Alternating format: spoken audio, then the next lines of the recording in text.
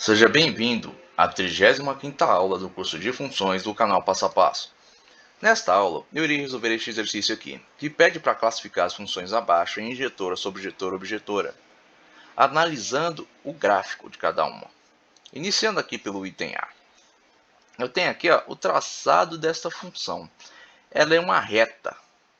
Você sabe que sendo uma reta, eu tenho aqui a informação que o domínio pertence ao conjunto de números reais e o contradomínio também. O que isso me diz? O que isso me indica? Sendo uma reta, isso quer dizer o quê? Que os elementos distintos do domínio formam pares com elementos distintos da imagem. Isso quer dizer o quê? No domínio, eu coloco os valores em x. Na imagem, são valores de y do eixo.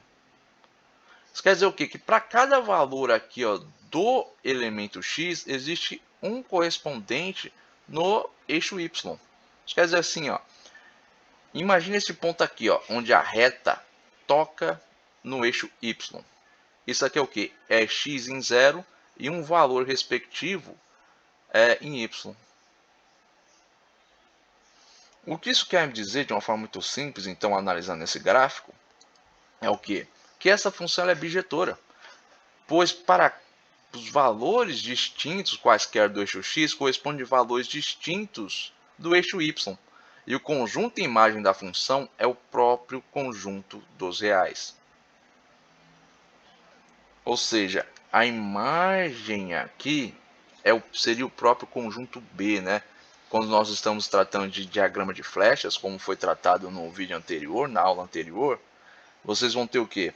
Que uma função bijetora, que eu tenho ali um conjunto A e um conjunto B, é o que? São os elementos distintos do conjunto A formando pares com todos os elementos distintos do conjunto B. Agora, ainda aqui, para o segundo gráfico, só de analisar ele, você vai ver o quê? Que aqui não é uma função bijetora. Não é injetora também. Agora, por quê? Por uma questão muito simples.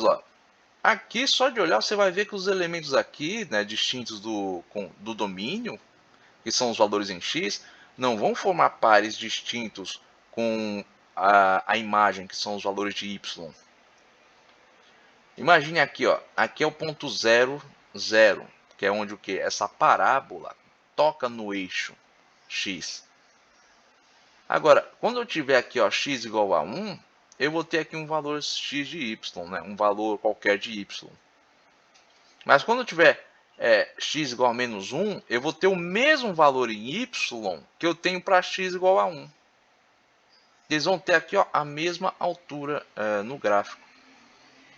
Portanto, quando eu tenho que elementos distintos do conjunto A que formam pares, né, os mesmos elementos. Imagina, eu tenho dois elementos do conjunto A ou mais que vão formar pares com um elemento do conjunto B. Vocês sabem que isso aí é a definição de uma função sobjetora.